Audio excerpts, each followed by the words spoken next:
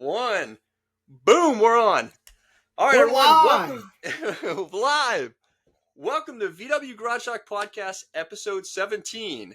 I'm Craig. Thank you very much for tuning in. The goal of this podcast is to bring the VW community together, in so many cool ways. Connecting stories, connecting friends, all that. Today, this episode is a special one.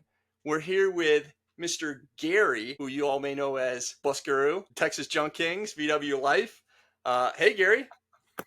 Hey, Craig, how's it going there, BrewDub? Good, man. Not too bad. Well, appreciate you joining us today. You betcha, man. Thanks for having me on. I'm excited. It's Yeah, nice to be asked questions instead of asking the questions sometimes. Well, it's good. We'll give you a little bit of break this time. But yeah, there you go. Thanks, buddy. It's funny. So believe it or not, our first encounter, our first connection was not at a VW show. It was at a gas station in the middle of Texas. Because we were 2 miles behind you guys on the way, both heading to Big Bend National Park. Craziest story ever. You guys posted up you were having problems with the gas pedal, right? Yep, we're having issues with the accelerator pedal. Yeah, and you said, well, I think you were in Kerrville or something like that, and it's like, okay, I remember it was on the Facebook, so that's kind of like, I'm kind of like not on that often, and and then we just said, well, where are you headed? And you go, well, we're going to Big Bend. So, well, that's where we're going. And then we just like the craziest thing is like, okay, what mile mark are you at? We were like going back and forth. I'm like, dude, you're like 2 mile markers. 2 mile markers back.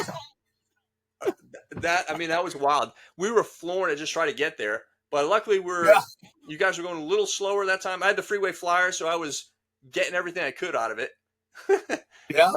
Yeah, we don't make very good time, and so it was. I think it was myself and Jerry, Jake, and Megan and Ziggy and Alice and Hans. Yep. And then of course as we pulled into Fort Stockton, the Love's truck stop there, which is the craziest gas station. It's because it's the busiest one I ever go to ever, because I guess it's the first one in the middle of nowhere, right? Probably. And who's over there working on their bus but double nuts? So it's good old Dave. I was working on things. It was so funny. It was so funny. There was an old Dave over there working on his bus, and then literally we pull in, and it was 2 minutes. I mean, if that long, then y'all pulled in behind us. So.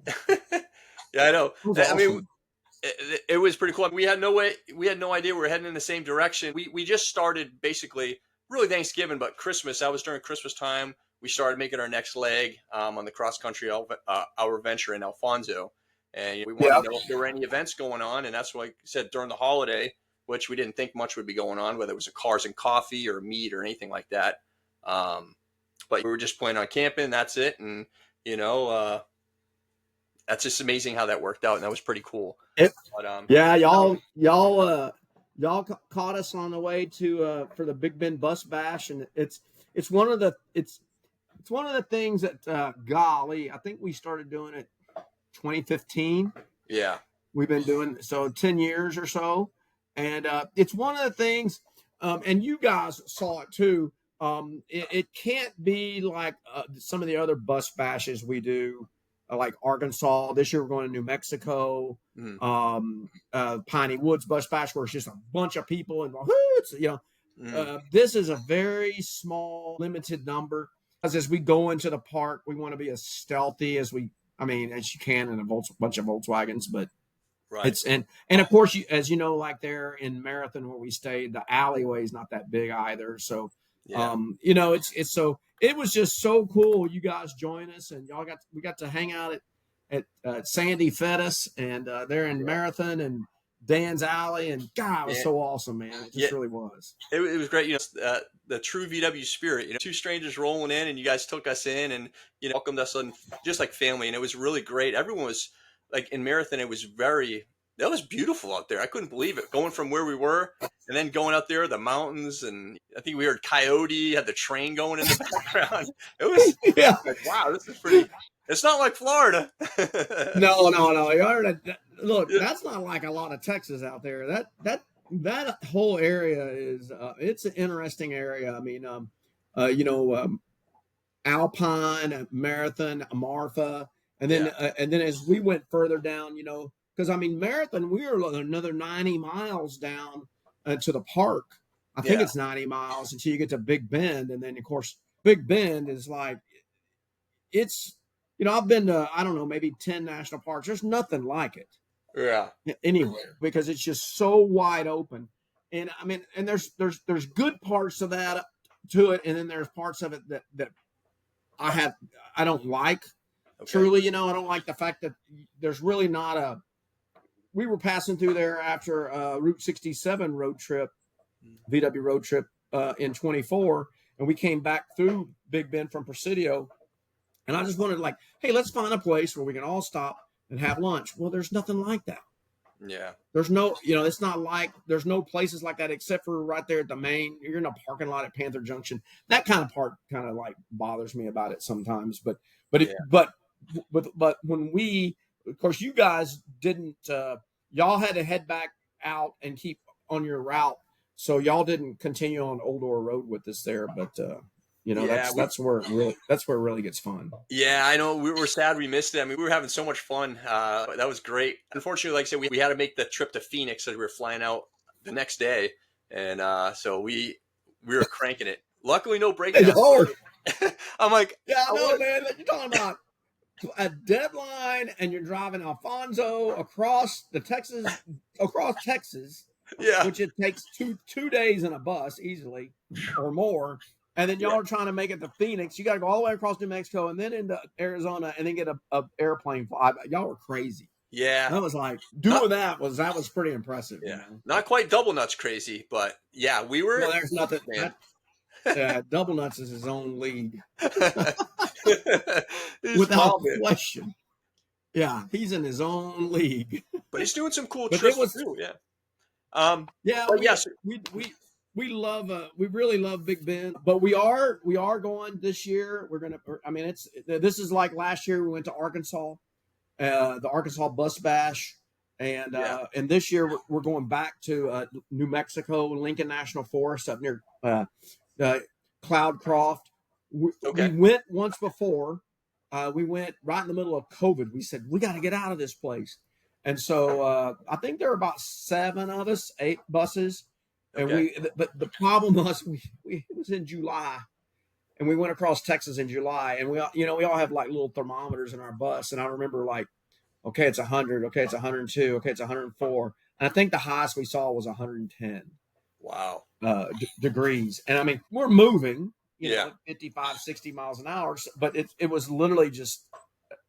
I'm more concerned. I'm fine, drink plenty of fluids, but you worry about your air-cooled Right. Volkswagen in that situation, you know. Right. So, Yeah. but the most amazing thing is once we got into the mountains up there, we were at 9,000, 8,500 feet elevation. It That's was wild. 55 degrees. Yeah. 55 degrees. I mean, it was like half of where literally, I remember I was saying, it's half of what we were the day before. That's wild. So we're going back. It's not going to be hot since we're going in November, Okay. the weekend before Thanksgiving. So, you know, it's open. That's an open trip. So it's like however many buses and want to join in. That's it, you know, kind of deal. Yeah. That's cool. Just before your New Mexico trip, really. So yeah, that's New Mexico. Yeah, that's going to be November 22nd through the 27th. We'll get back to Texas. yeah. And then everybody can go do Thanksgiving the next day. That's kind of our plan. Yeah. Yeah. Now I'm going to go back in. So for those who haven't had the privilege of, you know, meeting you or talking to you or binging on your videos, so let's see, who is Gary? So what is your story, Gary? Like, when did it all begin for you? Like, what were your earliest memories? What was your first car? What was your first VW? Wow. Going back a Well, couple years. Just a couple. yeah. Well, my grandfather had a single cab, Okay. and from the pictures, it was either 63 or 64. That's all I can tell. You know, I only have like 2 or 3 pictures, but I remember driving that in Texarkana on the dirt road, sitting in his lap, and then riding in the back with hay and whatever, because it was a work truck. Okay. And my mom had a 65 Beetle. I can tell by the pictures on that. And I remember being a kid riding in the parcel in the very back, you know, back there in the totally safe, right? Right on top of the motor, nice and warm back there. Oh, yeah. In the winter. Nice So Texas I remember that. summer day. Yeah. And so that was my kind of first experience with Volkswagens. Hmm. And then kind of fast forward. My uncle had a 23 window, and we Wow. used to go camping. We used to go camping in that, and he had we'd go up into Arkansas, and this is maybe like an hour and a half from where we were living. And I remember that he had a John boat, flat bottom John boat, and he would set it on top, but right side up, and then throw all of our gear in that. And he had two daughters, and it was myself and and my sister, that thing was so overloaded. And I remember a lot of times we would get it, not mountains in Arkansas, at least in southwest Yeah. Arkansas. There's some hills, but we would have to stop and pull over and let the bus cool off. I remember that a Yeah. couple times. But I do remember very, very vividly. He had a piece of plywood. He made a homemade child's cot, but it had a hole cut out where the steering wheel was. It went over the front seat and sat on the dash, and I would sleep up there. Really? So yeah, I Real remember child's that. cot, yeah. Yeah, Amazing. so it was an early version of a child's cot, piece of plywood. There you go. But yeah, and then Volkswagens kind of went away for my family and everything. And then I was in college, and a buddy of mine that I was working with had just a little combi, and he was kind of like I guess a drifter is a good way you could put it. He was a nice guy, Yeah. But he had just had this bus done, and I was riding it, and I went, dude, I was like, I haven't been in a bus in 20 years or something, something like that. Of course, it probably was less than that, but it seemed like forever. But so that kind of like, ooh, okay. But at the time, I was into water cooled, Scirocco's and GTIs a lot, Yeah. and finally in '02, I bought a 66 13 window deluxe. It was my first air cooled that I personally owned. Okay. And so that bus, I loved it. It was a great bus of sea blue, cumulus white, beautiful deluxe bus. I just drove it a lot, and it's the only Volkswagen I ever had. I didn't have to take the motor out, so Nice. that's pretty impressive. Yeah. Very, very nice. But it was not. It was great for hauling a bunch of people around, for taking it to work, and we'd all pile in and go to lunch at work. One day we were all laughing like there's no designated survivor. I was working in a little .com company, and everybody was in that bus. So if something happened, that would have been the end of the company. The company would have went under. So yeah, that would have been it. You had the middle seat in there and everything, huh? Yeah. It was full on. It was full on 13 window. I mean, we had probably 7 or 8, 9 people, and it was packed. Wow. And I remember, but it was nice for that kind of thing. But it was not nice for like going to get stuff Home Depot, or picking up some junk, or going camping. I mean, Jake and I took it to my dad's and my uncle's a couple of times to go to see them, and I was camping sideways. So this ain't gonna work. Yeah. So that's when I found Jerry and a 65 SO42 10 top. So then it was that changed that whole thing there. So as far as camping, and then the blue bus just kind of sat. And so I'm the guy that always sells stuff right before the market goes crazy. So I sold that bus right before buses went really crazy high. It happens. But it helped put Jake through college. And the funny thing is, it actually went back to Germany, and it went in an airplane. They transported it in an airplane. So the guy really wanted it. Yeah, he wanted it in a hurry. Yeah. Wow. It's crazy, huh? That's amazing. So they shipped it back in an airplane, and so it's over in Germany. I'm sure it had rust on the rockers, and it needed some work there. But it was a beautiful bus. But air-cooled Volkswagens, as you know, they're definitely like, oh, here's one, and then people, oh, here's another one, then before you know, you got 20. It's amazing how that happens. It sneaks up on you. Yes. You don't know. It's like, I'll just pick that one up, and then I'll get this one, and then by the time you look at the garage or the yard, it's like, I think the HOA is going to be coming after us here soon. So I have figured out, no matter how much space you have, you're going to fill it up. Exactly, just like the garage. My old house was just a typical 2-car garage, but I put 3 in it, 3 Volkswagens. And then here I am now with my shop, and it's just full of Volkswagens. And then they're like, there's some over the field, there's some over here, and they're like, so The good news is I have three Volkswagens on my property that are for sale. So, but Nice. it's a tough time to sell right now, man. It is. Summer and everything else, just it's a tough time. But everything that I'm selling is the 73. I have a 73 Beetle that I spent last summer working on, and then it just kind of segued out and turned into like. But it's a nice. I call it roadsterations. It's beautiful. I You saw know? it. Yeah. Yeah. So the interior looks brand new. New everything on the inside: seat covers, floor, carpet. I had to put some new pans in it. But the outside is original paint, and I can't destroy original paint. I'm an original paint guy. So it's a sweet little car, and but Kazan red. I'm not gonna. It's a Caisson red, yep. 73, which is it's the newest air-cooled I've ever messed with, besides the 79 Westie. But it was 73 is a weird year. They went to 3-point seats. Yep. And that was a 1 year only seat. Right. The 73 was, the way it was formed and stuff. So there's a lot of just, like, oh, that's weird. Oh, that's weird. So yeah, it's things I didn't know. Yeah. So into it. I have a 73 Beetle. It's originally Kazan red, and which it's orange now, but I had that since I was 14. I still have it.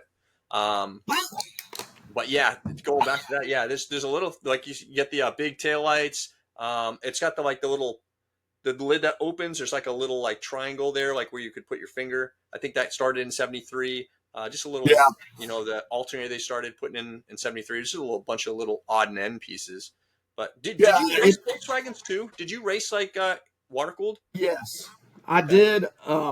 So jumping back, my first Volkswagen that water cooled I bought was a brand new GTI. I bought it in 1983.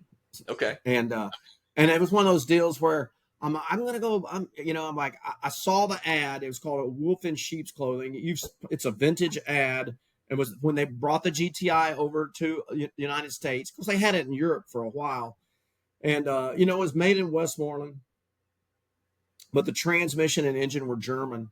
And so, but the rest of the car was Westmoreland. But it was, I loved that little car. And then, so I owned it for a year. And then some guy, I was working at an auto parts store part-time and going to school. And this guy goes, hey, you got that GTI? You should come and do this autocross stuff with us with the SCCA. And I went, oh, what is that? And I didn't know anything about it. So I started autocrossing the GTI in 80, I guess, sometime in 84. And I didn't just like went crazy, But the problem was I was running as a stock class car. And so it was an 84. Well, then the Golf came out, and so it was running the same class, and the Golf GTI had more power than I had, but I was lighter. But I went to nationals. I think I finished like 12th at nationals in it or something at the autocross up in Kansas, and that was fun. And we ran all over the Southwest, in Houston and then Louisiana and all over Texas and Oklahoma. We ran, and then and I remember it very explicitly. We were running it at the fairgrounds in Shreveport, and the tires were getting to a point. The gumball tires. I had a deal with Discount Tire where I was getting tires through them. Mm-hmm. And so it was like every event I'd get a new set of tires. Thank goodness, because the tires were stupid expensive, right? Yeah. But the tires were becoming such gumballs and so sticky. You heat cycle them through a couple of runs and they were tailing off quick. But they were getting so sticky. And I remember there, and I got the GTI at this time, I'd put a 6-point cage in it. It was still a stock class, so the car was stock. I had done some things. If you ain't cheating, you ain't trying. You ain't winning, right? Yeah, I had there were shims that for the trailing arms on those front wheel drive Mark 1 A1 chassis. They had shims you could put in the back axles to get it straight if you'd been if it was bent. Well, mine wasn't bent, so what I did is I towed it out about 1/4 of an inch total, so 1/8 on each side. So that car had 0 understeer. but that Wow. was technically not legal. But it would just like snap. It would snap around on you like you know how they say 911s or have a lot of oversteer. That Yeah. car would have a lot of oversteer in it. Yeah. So you had to Nope. learn how to drive. It's pretty tricky. But anyway, I was at Shreveport and it was just middle of summer and those gumball and I got up and it was like I was Joey Chitwood where like I should have been selling advertising on the bottom of the car. It was up on two wheels and the thing is I stayed in it. I wasn't going to back out because I had to make the next corner, right? Yeah. And then and after that I said, you know what, I'm just gonna I need to like I don't want to tear that was like my street car too, Yeah, that's true. So I didn't want to tear it up. So I ended up I found a 75 Scirocco. And so I started building the 75 Scirocco as a prepared car, full on race car, Yeah. where you could do anything pretty much. So I ran that a couple years and then I moved over to Austin and kind of dropped out a little bit. And then autocross for a couple years over at the Spokes over here in the Austin area. That was a lot of fun. Ran the GTI, ran the Scirocco. And then, things happened. And I started getting into air-cooled and the GTI was just, I was disgusted with it, truly, because Really? it was falling apart. Yeah, I was disgusted with it because it was, the materials that it was made out of were just terrible. And by this time, I had a couple of 16-valve Scirocco's, and those cars were made in Germany, and they looked like they just came off the showroom floor. The interior was fine, and the carpet and the headliners were, but that GTI was literally just disintegrating before me. And it led the most charmed life of any car ever. So it had sat in the garage forever. So I ended up selling it again. Here's why I sold it for like maybe $5 to $6 grand, something like that, because it was super clean. And then a few years later, I don't know, maybe 6 years later, some guy contacted me. Hey, you used to have a GTI? I said, yeah. And they're like, well, I just bought it on a Bringer trailer for like $35,000. Wow. Wow. Isn't that wild? Yeah. So again, there I sell something. I sell when they're not high. There you go. Yeah. So that was that. So the GTI story, and then I kept the Scirocco for a while, and I do wish I would have kept. I do wish I would have kept my Scirocco. Yeah. That little, it was Rocky ones, the first Scirocco I ever had, and it was. I had the dry weight on that car down to 1,300 pounds. No kidding. Wow. Yeah. So it was like if there was a bolt that stuck out a quarter of an inch, I cut that quarter of an inch. Really? Just every little thing. Yeah. But I had to be a minimum of 1,600 pounds. So I took 300 pounds and put it down underneath where on the rear end, and that car was as neutral. Well, it's obviously neutral. That's very. Had a little bit of oversteer too. So, but anyway, that went away too. But yeah, that was the old autocrossing and racing days, and it was a lot of fun. Yeah. But it morphed into the air-cooled world and doing all this stuff and everything like that. So Wait, yeah. You're still a Scirocco guy, and you have a Scirocco now, or at least a couple that I've seen. Let's see. There's 2 in the field, one behind my shop, one in my shop, and one in my garage. So I don't know how many that is. What is that, 5 or 6? Yeah, I love Scirocco. Just a couple now. You don't really like them. You just If you get one, you get one. Well, here's the thing, and you can tell everybody, like, when's the last time you saw a Scirocco on the street? Right. You don't see them. No, they're gone. Yeah. And so one popped up this spring, and it's like I gotta have this. Mm-hmm. So I contacted the guy, and I went over there. Coral and I went over there, and every car. I mean, when you get a car, you two know. Like you get a Volkswagen, and you want to know its story, so you can. And you've done this many times. I've probably gone through over 100 Volkswagens in my time, right? So you kind of start knowing the story. Oh, well, you find clues. Oh, obviously go through stuff in the glove box or look under the seats, and you start pulling stuff out. And this was a one owner car before I got the guy that I got it. He bought it from the guy the original owner, and you just know this guy it was his dream car. He took meticulous care. He had like all these little records in a little book he had handwritten, and I'm like, dude, that's what I did with my GTI, same kind of thing. And at some point, it broke down. He had to change the lifestyles. Who knows what happened, Yeah. And the car just went to poop. And interesting thing, I don't know, you're a pretty young fella, but some of the people might know that back in the day, they sold this thing through dealerships called Z-Bars. It was it was definitely I know they did it in Houston. They might have done it in Florida. I don't know, but it was like where they would cut holes all in the chassis of a unibody car, and they'd squirt this undercoating in there, spray it in, and then they'd put a little plug, a little yellow plug with a Z on it. And that Scirocco that I just bought, that 78, had been Z-barded. Okay. So back in the day, it's like, oh, this car is not gonna rust. It's gonna be great, dude. That it rusted from the inside out. No kidding. I've never seen it. Yeah. The C pillars where there's no way it held water on the inside. And it's the rustiest Scirocco I've ever seen. It's kind of sad. Although the carpet in it was very good, and I just took that carpet out and put it in my 79. Yeah. Okay. And the carpet's darn near perfect. Yeah. But the car just rusted around. Yeah. I mean, rusted away. I mean, and those things are notorious. You think like Beetles had pans and everything go, oh my gosh, that first Scirocco I bought, it was literally one of the first 2,000 Scirocco's ever made. It was a 75. Okay. And those you're talking about a weird morphodite car. Those things were weird because they had a lot of because Volkswagen built the Scirocco and sold it before the Rabbit because they wanted to sell in small volume. They didn't, or the Golf really over there. But anyway, that car I bought, it was a 75, and I bought it in probably 83. Okay. And the floor pans were already so literally what's that, 8 years? The pans were gone on it. It was rusted out. Wow. That's amazing.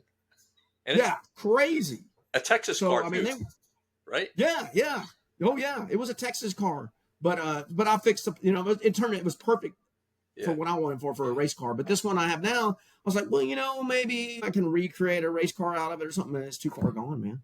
Yeah. I mean, the floors I can deal with, but the C pillars and all that, the hatch, gone. It's crazy. Craziest thing I've ever seen. But yeah, I do love Scirocco's. Yeah. Nice. I've got Rocky 12 is a 16 valve, 88 16 valve Alpine white sitting in the garage, which I need to take it out for a spin. It cools off this evening. And then I have Rocky 13 is a 79 that I just put that carpet in. Okay. And it needs, I gotta paint it. Yeah. It's diamond silver metallic. It needs to be painted. But the interior, just put that carpet looks good in there. The dash is cracked. That doesn't bother me. That's like, it just shows its age. People put those carpets, try to hide it. That makes it look worse. Yeah. You know what it reminds me of? When people do that, it's like when these movie stars go in and they get the plastic surgery. Like, who are you? You don't even look like who you were. I saw somebody the other day somebody the other day I saw. I can't remember who it was. I'm like, I didn't even recognize them. And they're literally my age. I'm like, what did you do, man? What's going on here? That's funny. So that's when you put that carpet on your dash. It's the same thing. That's what to me it is. Speaking of garage, you have a pretty legendary setup. I mean, looking at all your videos, you got everything labeled. You got shelves, all kinds of parts. Like, what do you got in there now? What kind of projects are you working on now? You have any projects, dream builds, any future rescues?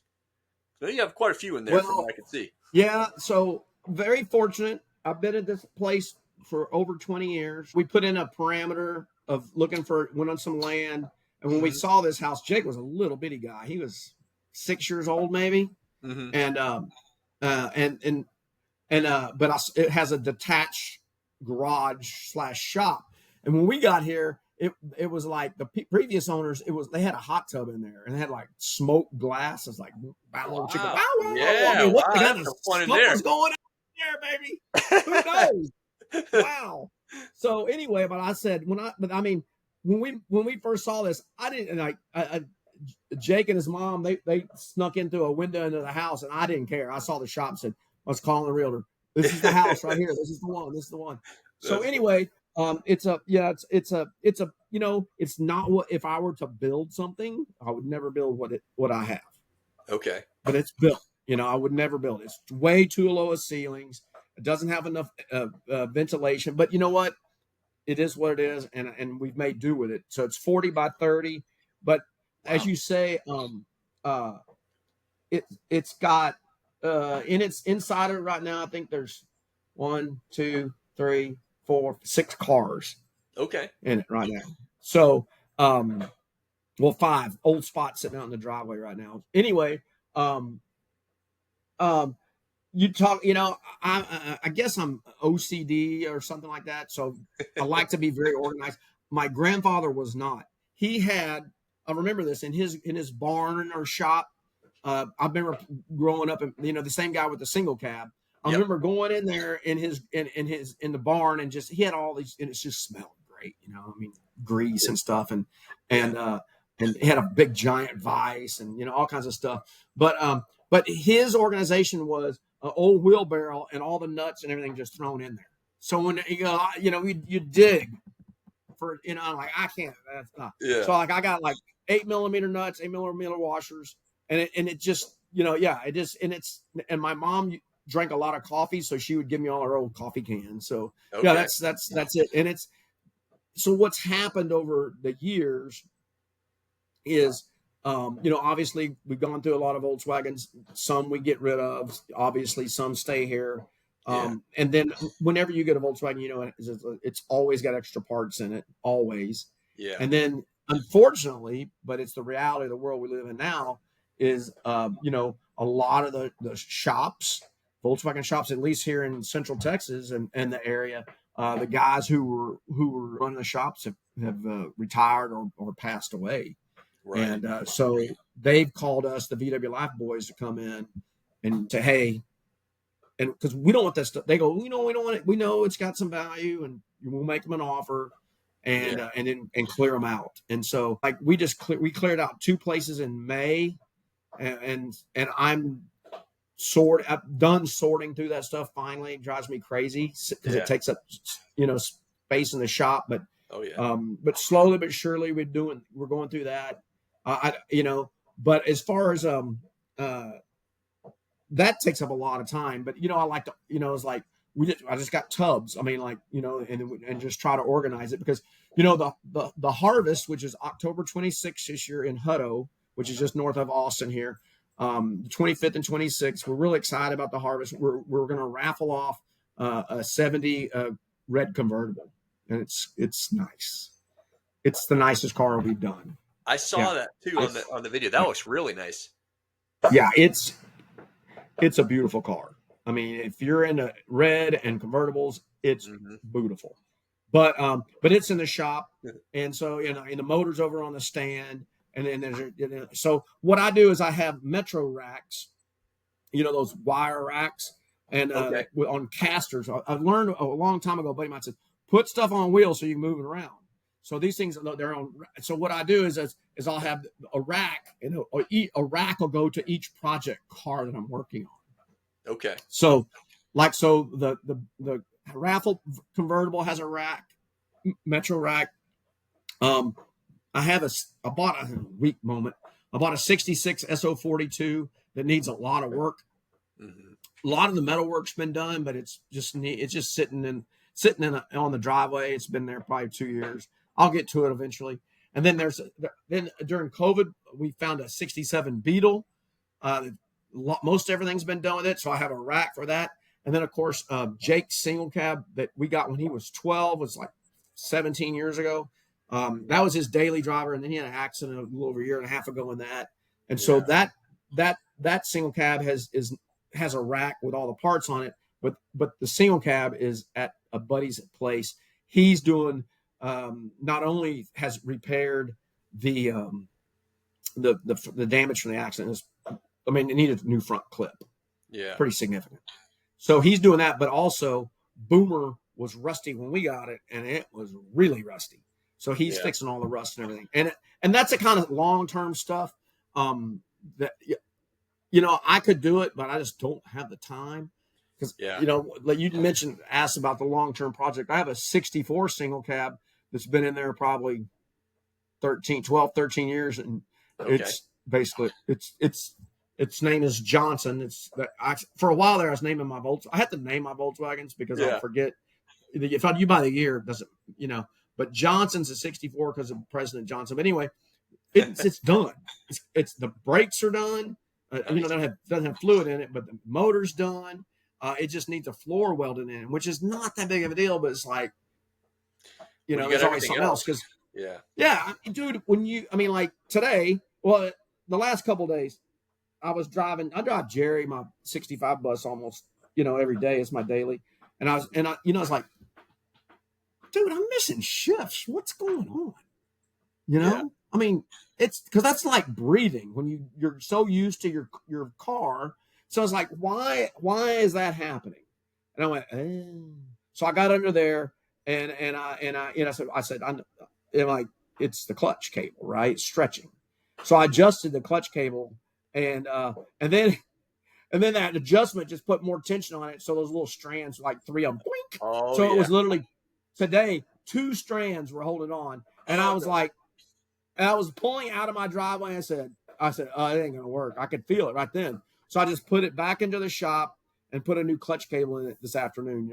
That's 45 minutes an hour job. Yeah. It's always something, And then Jake's, we built it was a 66 combi, but we turned it into basically it looks like an SO42, right? Mm-hmm. 10 top like Jerry's SO42. I came across all the parts to make it, a full on camper. And we were coming back from Junebug 2 weeks ago or a week or so ago, and it was just making a horrible racket. And so we get in there. I'm like, oh, it's like, oh, the reduction box. And then I'll go, good grief, I forgot. That thing has Boomer's old transmission, which is an oddball, 1 year only, 63. They made a 1-ton option called M code 216. And it has, basically it's a small nut, but it has big brakes. And it was it was a 1-ton option. And then in 64, everything was a big nut and went to big brakes. So this was a small nut, but had the big brakes. And that's how I guess they could justify it being a 1-ton. But anyway, as I was like, what? I want everything. Jake and I always talk about, we want everything to be, we want like Southwest Airlines. All they fly are 737s, right? Yeah. So I want every one of my Volkswagen specific. I mean, obviously the Beetles are different, but I want the buses. I want this exact motor, distributor, carburetor, everything the same. Yeah. And I'm like, why do here we are running this crazy, 1-ton small nut, and it's what we had at the time when we put Ziggy together. Because when we got Ziggy, it had no front beam at all. And it had a straight axle kit in the back. Okay. So I just took what we had, and so that's, and that's been 10 years. So that's what I'm doing right now. I just buttoned up today, building a drum-to-drum, ready to put in.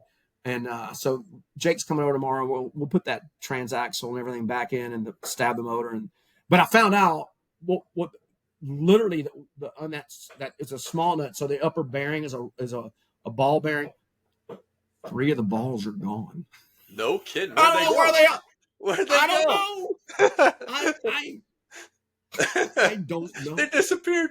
They're like marbles, dude. No kidding. I don't know. They're gone. So we know. I know what the noise was. Yeah. Jeez. When we were cleaning everything, draining everything, I haven't really looked. Yeah. And it's just a big tub. So maybe they're down in that tub with all the parts, where we drained all this stuff. And but I was like, well, there's your answer right there. Mm-hmm. That's where the noise was from, obviously. So but again, that's something that wasn't on the list. Yeah. Just like the clutch cable was on the list. And you have to understand, when you're driving these things that you got to drive them. Yeah. Number one, if they sit, you're gonna have issues. But even when you do drive them, you're still gonna have issues. Yeah. But so that's why Johnson sits in the corner. So, but I finished the 73 Beetle, the Caisson Red. I really like it. It's got drop spindles and MP8 spokes. It's got a cool. I like that look. The original paint patina. It looks like old Spot a little bit. And I'm like, I'm liking this car. But anyway, I'm not going to. I do not need to keep it. So what's next? what's next is probably after Ziggy gets, I'm going to roll that 67 Beetle in and start messing with that. Okay. Yeah. Nice. That's probably the next project. Although I should paint Rocky 13. I should probably do that. Yeah. So I don't know. We'll see if Ziggy goes well tomorrow and I get it out of the shop. You know, we'll see. I haven't just, I do need to paint 13. So maybe I might do that. I might, do that. I might paint it. So it doesn't need a lot of body work. It's very straight. Just needs DA'd and prepped basically. So. But you do the paint yourself, right? You spray it, you prep it. Yeah. Okay. Yeah, I do. I do. Yeah, we painted a couple here. It's a pain in the patootie to do it because you gotta protect the shop, drape everything down, and it's such. So Jake's new house, he's got one of those outdoor patio things, a big cover like this. I said, dude, we wrap that sucker in plastic, put some LED. It's a perfect paint booth. Concrete floor. So, and we're set. I'm so excited about painting the next car over there at his house. Megan's gonna love that. yeah, exactly. It's funny. So, we mentioned Texas Junk Kings. So we watched those rescue videos too. What came first? Did that start with hauling the Volkswagens or rescuing Volkswagens? Because I know you do all kinds of stuff with Texas Junk Kings. Yeah, the Texas Junk Kings is just it's kind of us just messing around. I'm a teacher, so Texas teachers don't get paid a lot of money. So, we hustle. It was just Jake and I putting him through college. And so he hustled, I hustled. His cousin was with us for a while, and we were moving some iron out of here. We were probably flipping Volkswagens. We were working on people's Volkswagens and stuff like that too. And so to put him and then flipping them and putting him through college. So you got him through college with no debt. And then, of course, I had to pay off Jake's mom's half of the house. So we had to pay that off too. So that's where the Junk King thing came, and just hitting estate sales, garage sales. And then truly people's trash, dude.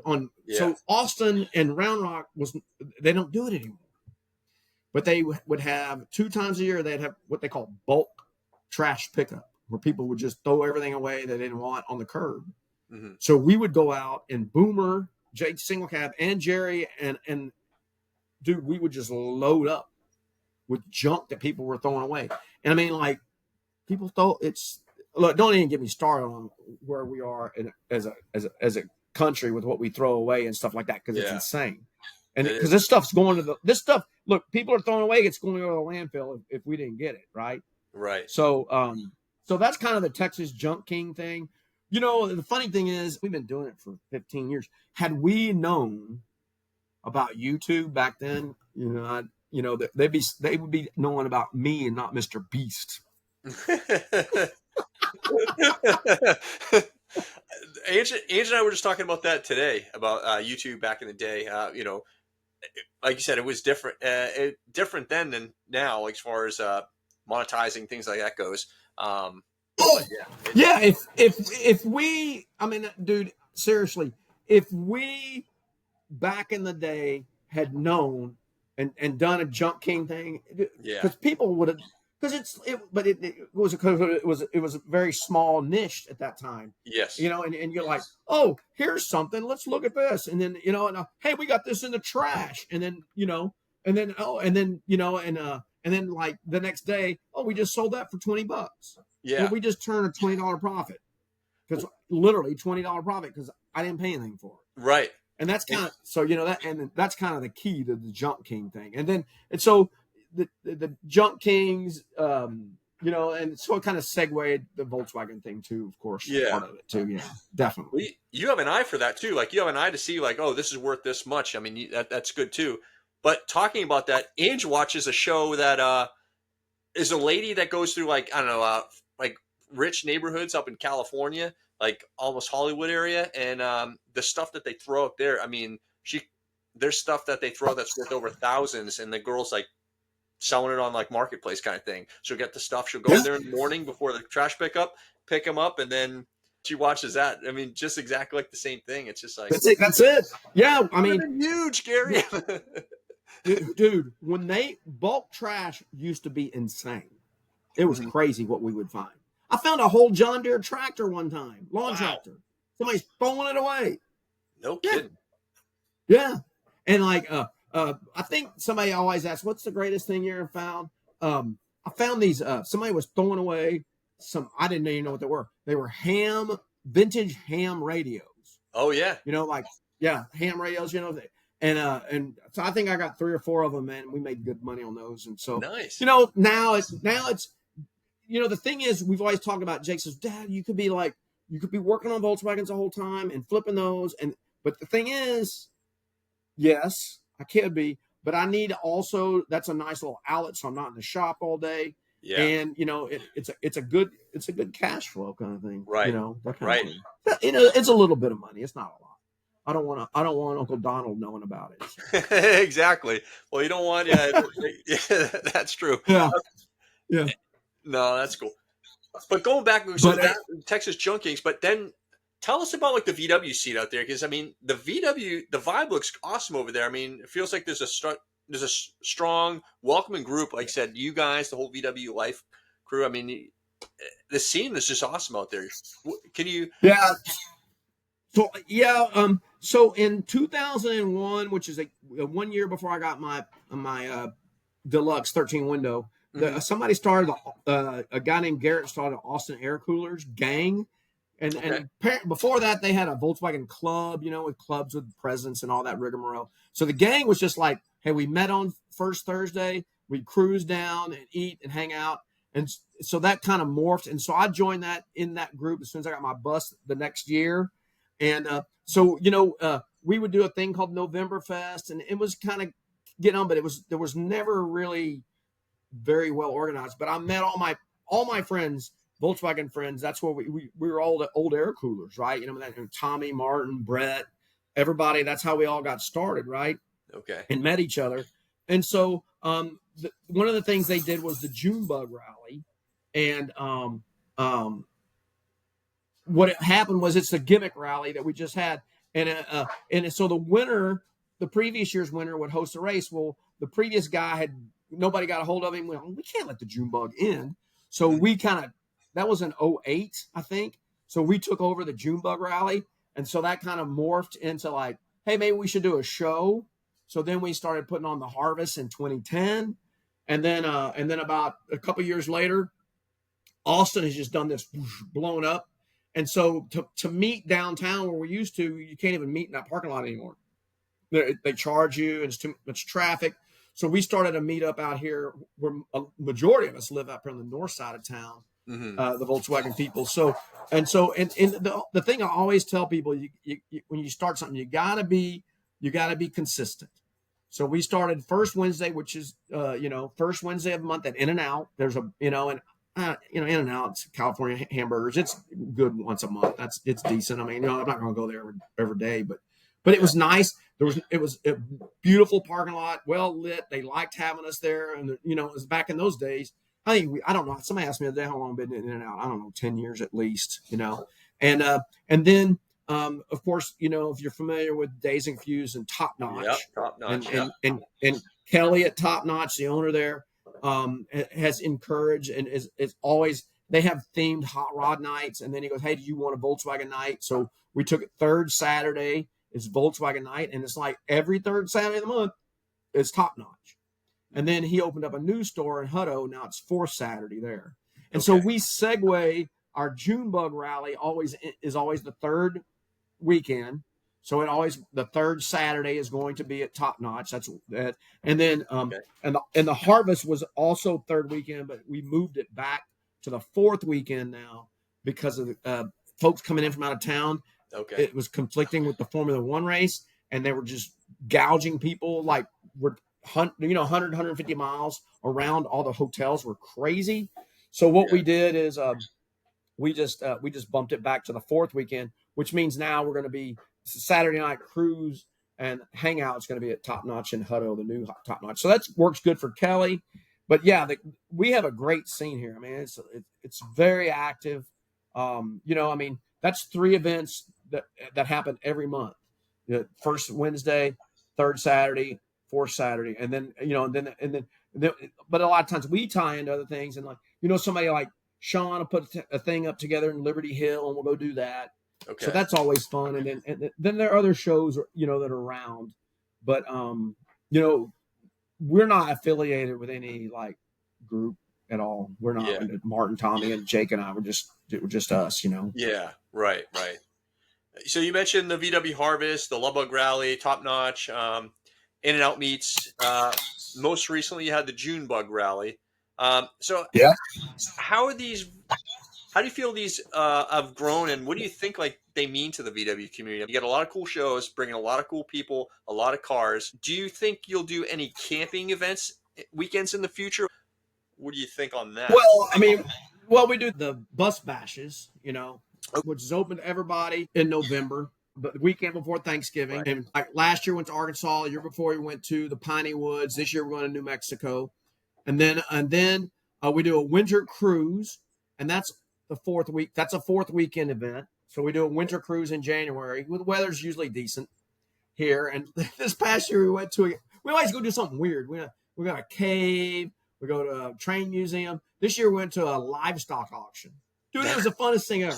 And the cool. Livestock, and when he saw us walk in, he goes, "You guys aren't from around here."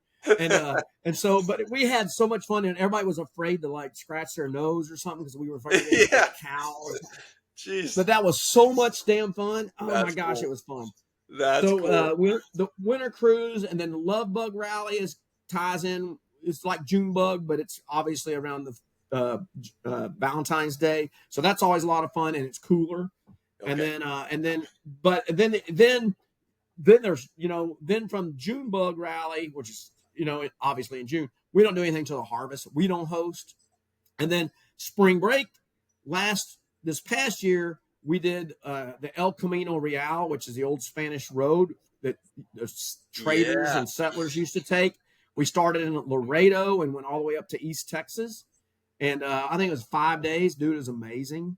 And I'm still waiting. The video's coming out, hopefully, one of these days, And then the year before, we did Route 67, which we started at the northeast tip of Texas and went all the way down to the Big Bend. That was another 5-day tour. This year at Spring Break, we're doing Texas European Vacation. Okay. And so we're going to go to towns that are named have names in Europe. Like there's a town called Italy, Florence.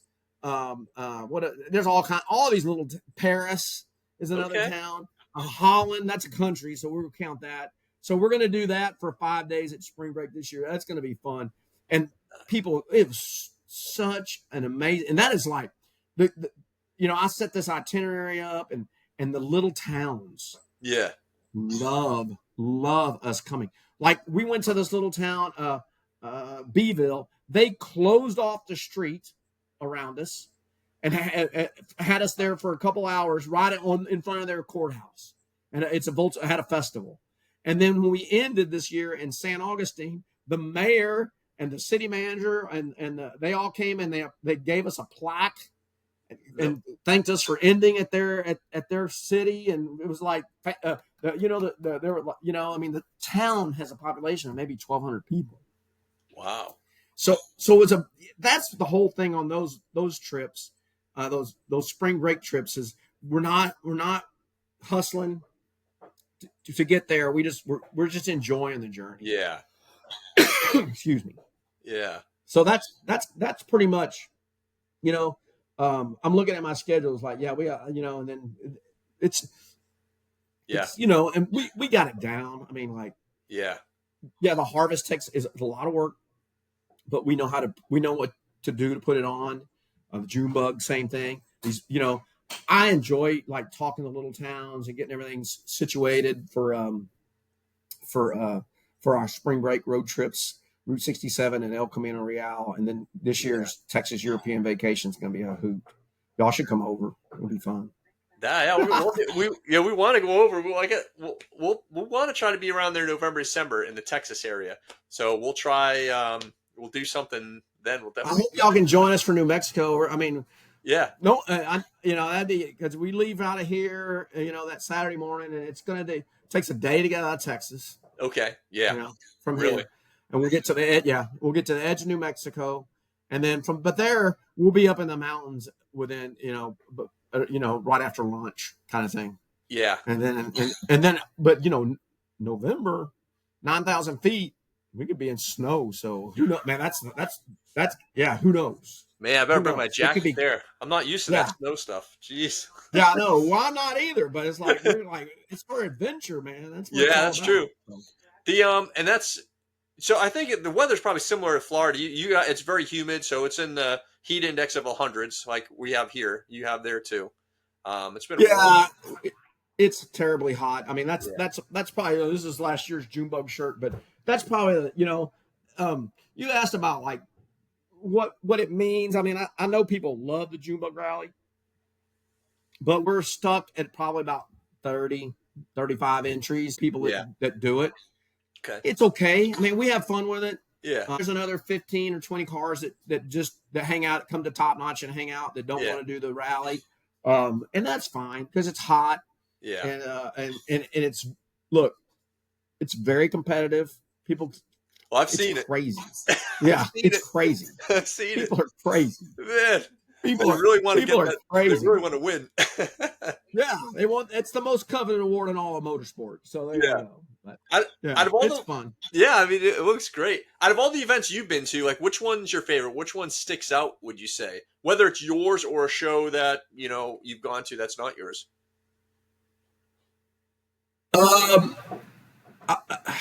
I love Big Bend because of the camaraderie, because it's a very tight, very small group. Yeah.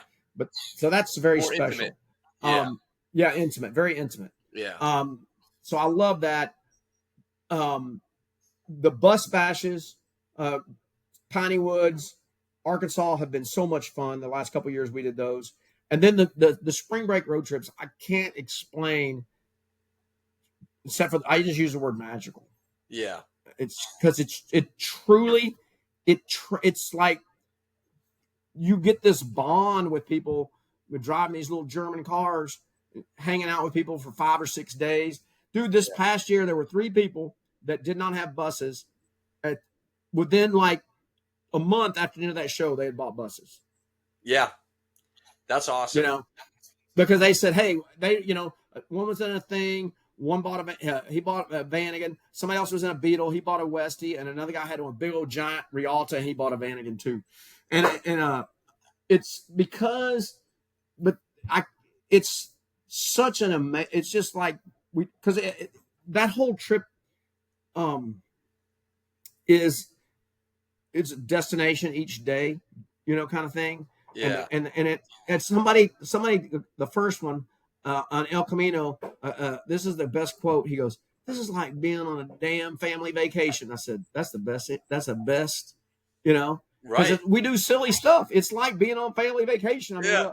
hey, let's go over here and look at this. And it's like, here's the world's largest railroad spike, and then here's a place that sells pecans. I mean, like just weird. Here, it's just that's what we do, and it's fun. Here's a little small town grocery store, and we all, like all of a sudden 20 Volkswagens pull up in front of it, and it makes those little towns, it makes them happy. Yeah, it makes the town folk happy. It makes me happy. So, I can't say really which one I enjoy the best. They're all very different. Right. They're all different in their own ways, kind of thing. So they all get if that makes sense. No, and I agree. And like you said, talking about like getting Volkswagen, getting buses. It's like I'm a Beetle guy, but Ange and I were going to some of the shows, and we see people just camping, and then Ange and I are like, well, we're gonna go now after the show, and we hear about all the fun everyone has, so we want to get in the bus, and we're happy to experience that too, and it's just fun, it's just a different feel. I guess camping with your friends and just chilling. That's Ange and I. That's our favorite thing are camping shows. We like going to camping shows, or parking lot, just camping out, hanging out, and just goofing off. But going back to like what you said, going to like, oh, this is the largest spike or whatever. Trips like that or shows like that, events make it more memorable, too. It's just like it's fun that way. But without question, I agree. Yeah. I mean, that's the harvest obviously would blow up if we had camping, and the new park. It'll be our second year at Adam Ordain park where we are this year. And long term, there might be an opportunity for camping there. Yeah. You know, we'll see how things go again. You know, maybe. It's difficult. I talked to a friend of mine today who's bringing back a show that's been gone for a couple years down in San Antonio. It's hard to put on a show in a final location now. Right. That's true. You know, it's at least around here. I mean, you know, I know California, they got their, you know, the ones that are pretty set in stone, but you just never know. Well, it's going to take one person to come in and go, oh no, we don't want to have you guys here anymore. And then you're like, uh-oh. Yeah. You know. So I hear you. That can happen. That can happen anywhere. You know, it's hard to put on a show too, so I can understand all the stuff. And then adding extra days for camping and having to deal with what happens while camping. Yeah, I mean, that's a whole other can of worms that we've talked about it. We're not there yet. Yeah. The harvest, we love it. It's a free show. That's our key. Awesome. We want it to be free for everybody to come in and enjoy. Family event. You know, all the proceeds go to the Kiwanis, the local Kiwanis Club. They're awesome. We're so happy to have them involved. And you know, and we have a fun raffle that's, you know, we're fortunate enough to have some really good people who donate some really awesome things, and, you know, in the Volkswagen world. So it's awesome, man. That's awesome. Yeah. Well, I tell you what, let's close it for some advice to new VW owners. Like, what would you tell someone that just picked up their first VW, or maybe someone that wants a VW but hasn't taken the leap yet, or hasn't got the bug yet, or hasn't got the ambition for it? They're so nervous. What are they think they should? Well, what kind of advice would you give them? Well, I think the number one thing is don't bite off more than you can chew. You know, I think people get scared of the mechanical aspect, and you don't need to be. Yeah. Be scared of rust. True. That's your cost. Rust holes. That's your time. That's your money. Right. And the other part, you take care of itself. You can do that. But I think the number one thing is two things. Find a Volkswagen that you can drive, right, or as close to getting it ready to drive as possible. Yeah, and you know, because and then drive it. Don't I bought this and then go and sit in the garage, take the wheels off, and start dismantling, because then I'm going to come around 5 years later and buy it for 2 cents on the dollar. Right. Okay. Exactly. That's what's going to happen. That's what's going to happen. It happened. You know, I mean, that's a fact. Mm-hmm. So don't take the thing apart. Okay. Right. That's the other thing is, if you have to take it apart, and work on it, which you're going to have to do because these things are ancient. Yeah. You need to try to do one thing a day on your car. I don't care if you go out to the shop and you go out there and you sort bolts, or you knock some rust off of some nuts, or you install a rear view mirror. That's one thing. Just do one thing a day. Right. Because what happens is you're going to get some motivation. But if you get out there and it's like, oh, you haven't been out in the shop in a week or two, then that thing's just going to sit and you're going to lose interest and it's going to go away. So I think, that's the two biggest things is you find something. If you can find something that's close to ready to go. We went and looked at a thing yesterday. Martin and I did. Okay. And I'm like, because Martin is, I'm trying to get him. He needs a car that he can get going. He's got a lot of Volkswagens, and none of them, they're on pieces. Yeah, the bus I see is a big project that he's been working on. Yeah, Jesco, And so this thing, I was like, all right, look, it needs the typical stuff. Brakes gone through, fuel system gone through, okay, electrical gone through, okay. Pull the motor, reseal it. We'll test, make sure it's at least a decent running motor, okay, and then drive it. Yeah. Don't worry about and I said, look. It's got a little bit of rust under the battery tray. You can drive it with that, right? Or it needs or any car. It needs a new windshield. Well, you can drive it, right? You can still drive it with a bad windshield or cracked windshield or whatever. But when you get in there and you just start tearing, you'll never strip everything down. 100% agree. Get in something that you can drive. That's maybe running drive for someone that hasn't gotten. Is someone that's new to the Volkswagen scene. Then get something that's running, where they could drive it and learn maybe to do some repairs possibly. I think that's great advice, or just getting something that don't tear everything apart, because like you said, once it's all torn apart, you'll freak out, and then It's you're buying it, you're overwhelming. pennies on the dollar. Yeah.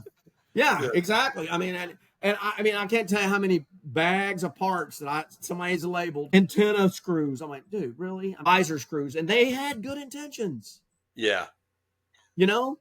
And they put masking tape on stuff, and that masking tape's been on there for 30 years or 20 years or whatever it is. It's like, you gotta you have you have to jump in there and not just bury yourself. That's the whole key. You're right. Yeah. No. Well, that's solid advice. One thing a day. But Gary, thank you again. Thank you very much for taking the time to be on here. Yeah, I mean, you didn't just give us a place to camp. You provide us with a core memory that we're always going to remember. We feel special, and that's why the VW community is so strong. We're proud to call you a friend. Like, guys, follow Gary on Facebook, YouTube, Instagram. We'll drop the links in the description below. Shout out to the VW Life Good Time Hour, the podcast. Hey! Yeah. And, how can people support you?